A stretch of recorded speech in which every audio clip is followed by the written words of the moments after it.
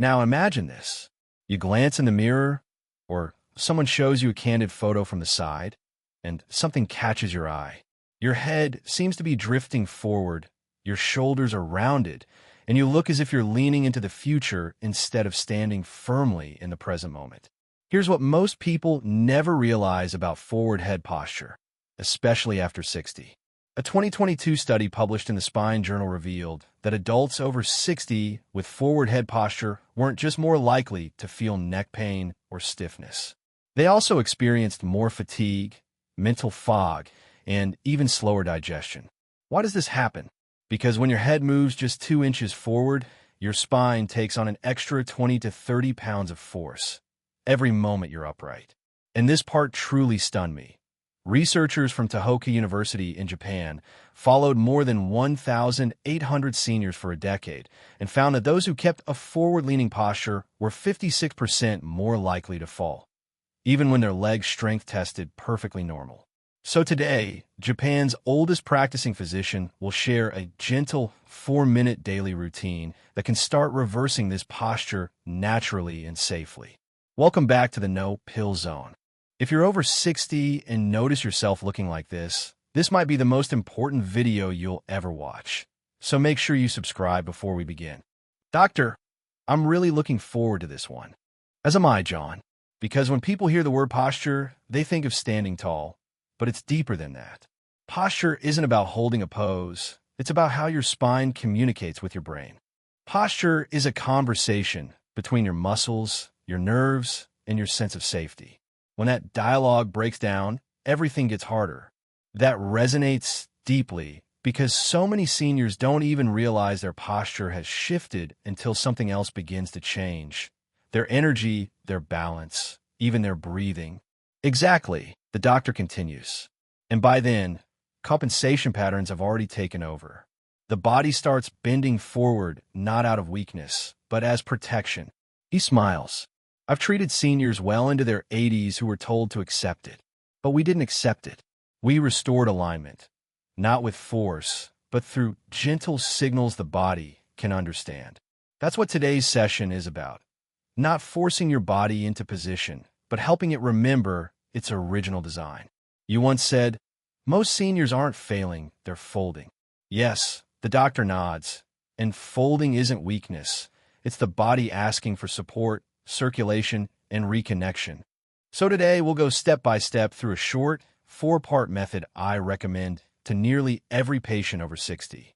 It begins with a simple neck warm-up and ends with a realignment technique that reawakens your stabilizing muscles, leaving you feeling lighter and more upright. It's important you keep watching because you'll need each part to get real results. That reminds me of Alan, 71, who came in just last month. He'd spent years feeling slouched and assumed it was simply aging. But after only a few mornings of practicing this 4-minute routine, his wife said something that brought tears to his eyes. You look like yourself again. That's the beauty of this. Posture isn't about appearance. It's about memory. And we're about to help your body remember. So before we start, I'd love for you to like this video. It tells us you value these senior-focused lessons.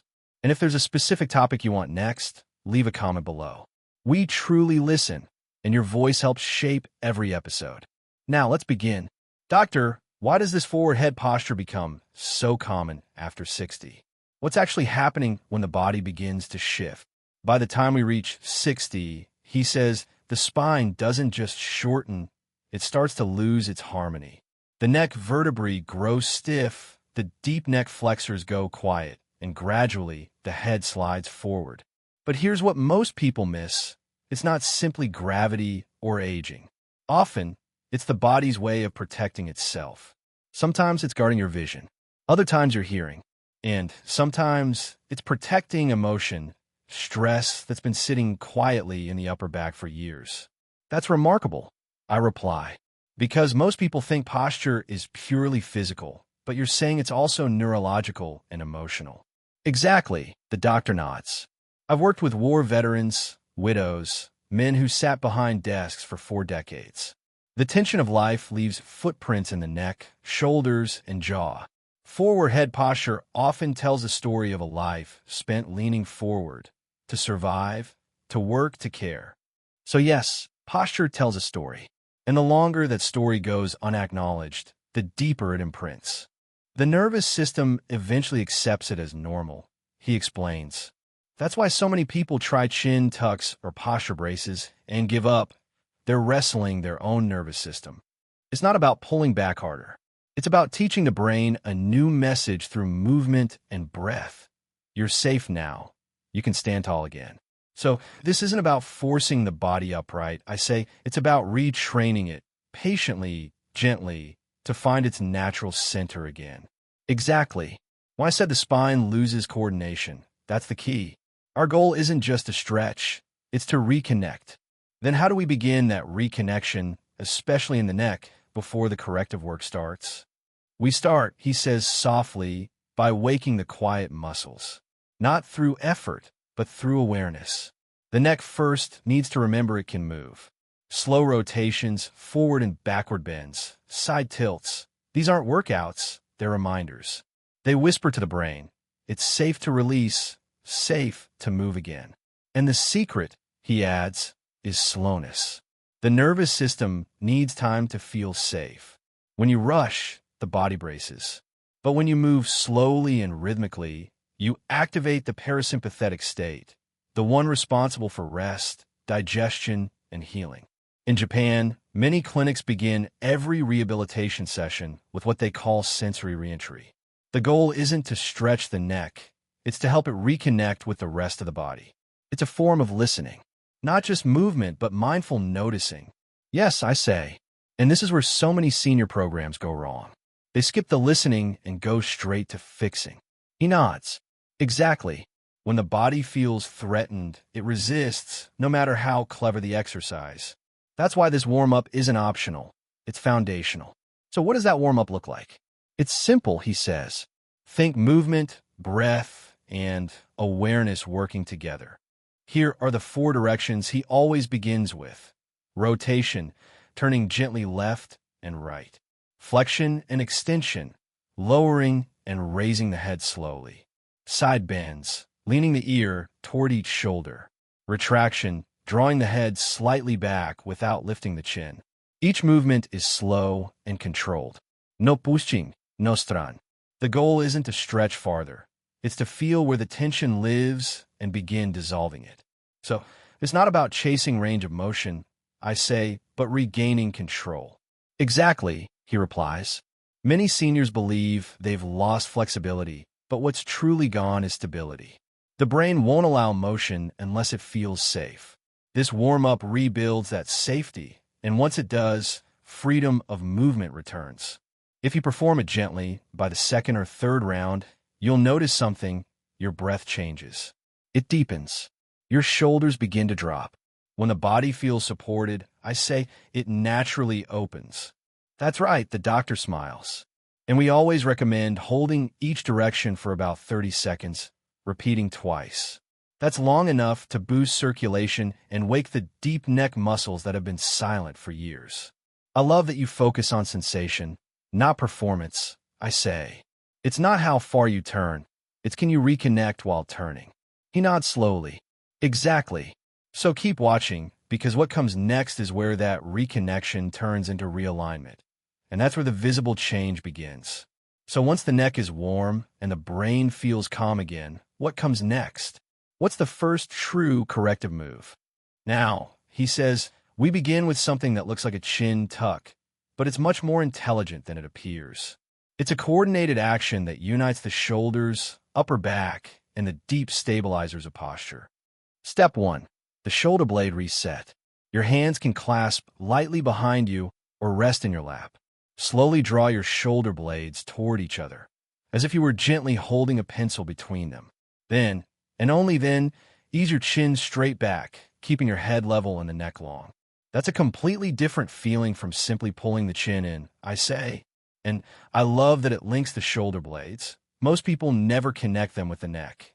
Exactly, he replies, because posture is never one part acting alone. The head doesn't drift forward by itself. It's pulled by everything around it. In many seniors, the front of the body dominates. Chest tight, shoulders slumped, while the back grows silent. This movement reverses that story. It reminds your body you still remember how to hold yourself upright. He pauses. Hold that position for about 10 to 15 seconds, breathing slowly, then repeat 2 or 3 times. And that breathing, I note, that's what keeps the body from bracing. Right, he smiles. Breath decides whether the body fights or releases. Each slow exhale tells your nervous system, you're safe here. That's the beauty of this approach. You're not forcing posture into place. You're inviting it back through trust. Step 2. Gentle gravity traction. Once that connection awakens, we move to gentle traction, using gravity, not effort, to remind the spine of its natural length. We use a towel, he explains, placed at the back of the head. The arms hang forward while the towel anchors slightly backward. It creates a soft pull that activates muscles many haven't felt in years, especially near the base of the skull and between the shoulder blades. So the towel isn't just support, I say, it's communication. He nods. Exactly. It tells your spine, you don't have to carry the weight alone. While the towel draws backward, imagine the crown of your head lifting upward, like you're gently decompressing. For so many seniors, that habitual forward lean is emotional as much as physical. This step lets them feel what upright truly means, without tension or overcorrection. Let the towel do the work, he advises. You're not fighting to get taller. You're remembering how tall you already are. Hold the position for 10 to 15 seconds, repeating it 3 times. With each repetition, breathe into your ribs. Notice how the inhale lengthens and the exhale stabilizes. That's your spine recalibrating in real time. It's incredible how something so small can feel so freeing. And that's why I prefer this over any posture brace. It teaches your body, not forces it. If you're finding value in this, and it's helping you rethink your body's story, take a second to like this video and subscribe. It tells me you're part of this journey, and it helps other seniors discover hope through healing, not harshness. Step 3. Mid-back mobilization. Now, he continues, we move to the mid-back, the thoracic spine. This region stiffens after years of sitting, shallow breathing, and carrying stress. Here's how. Use a yoga block, a rolled towel, or a soft cushion as a pivot under the shoulder blades. Then slowly lean back over it, letting the chest open and the ribs expand. That sounds so gentle, I say, but deeply necessary. It's both, he agrees, because this part of the spine rarely moves fully in daily life. We're always leaning forward, driving, cooking, reading, but we rarely extend backward. The body simply forgets how. And it only remembers when we give it permission like this. I add. Exactly, he says. You're not pushing into the stretch.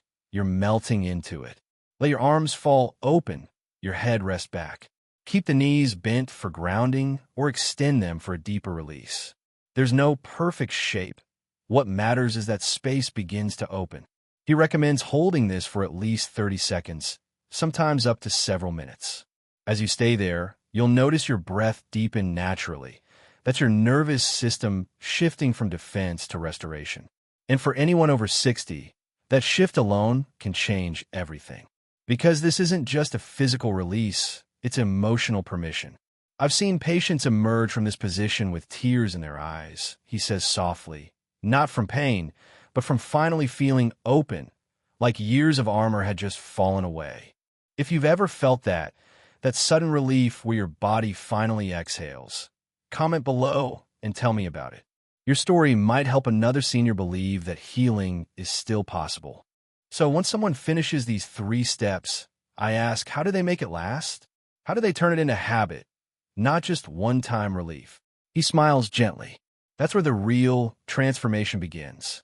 Keep watching because what he shares next isn't about exercise anymore. It's about rewiring how your body and brain hold you upright every single day. If you take only one lesson from today, let it be this: rhythm matters more than intensity. Your body doesn't respond to punishment. It responds to patterns. I tell every senior who walks into my clinic, 4 minutes a day, done with care, will do more for your spine than 40 minutes of strain once a week. So instead of pushing harder, anchor your new habit to something you already do. after brushing your teeth, before breakfast, or while waiting for your coffee to brew. The brain loves routines that feel easy and familiar. The easier it feels, the faster it sticks. When you treat the body like a partner, not a project, everything changes. If you miss a day, don't shame yourself. Missing a day doesn't break the rhythm. It's the story you tell yourself afterward that does. Just return the next day. Gently. No guilt. No starting over. Keep your towel handy. Leave your block nearby. Make the space visible and welcoming, not hidden away. When something is within sight, it stays within reach, and that's how real transformation starts. And remember, this isn't about forcing perfect posture. You're not trying to stand like a soldier. You're remembering what balance feels like. Functional alignment means your body supports you, not strains you. It's freedom, not formality. Host, reflective, that's such a relief. It takes the pressure off and makes this feel doable. Dr. No Pill, exactly. Because consistency built on compassion lasts far longer than discipline built on shame. This whole practice isn't about correction. It's about care. About remembering that breath, spine, and emotion are all connected. When one finds ease, the others follow. Host. So for seniors who stay consistent, what happens next? What kind of changes do they start noticing, physically and emotionally? Dr. No Pill. The first change is lightness. Not weight loss, but effort loss. You'll feel like your body isn't fighting to stay upright anymore. Your breath deepens without trying. Your digestion might feel smoother. And you'll notice a quiet clarity in your thinking. Those are signs that blood flow and nerve signaling are finally opening up again. Emotionally, it's even more profound. Many tell me they feel a gentle lift inside, as if by standing taller, something inside them begins to rise, too. It's not just posture, it's presence. You start to occupy yourself again. Host, that's beautiful. I've heard patients say they feel more alive, and I used to think they meant energy. But maybe what they were really describing was presence. Dr. No Pill, exactly. Posture shapes more than movement. It shapes how we relate to the world. And when that relationship softens, the mind begins to open. When the body stops bracing, healing begins. And that's why this simple daily rhythm matters so much. You're not fixing your posture. You're remembering peace, one breath, one lift, one day at a time. Host, smiling doctor. That's a beautiful way to end today's session. Dr. No Pill, warm close if this resonated with you. Please take a second to like this video and let us know in the comments how your body feels after trying it. Every story shared helps another senior find hope.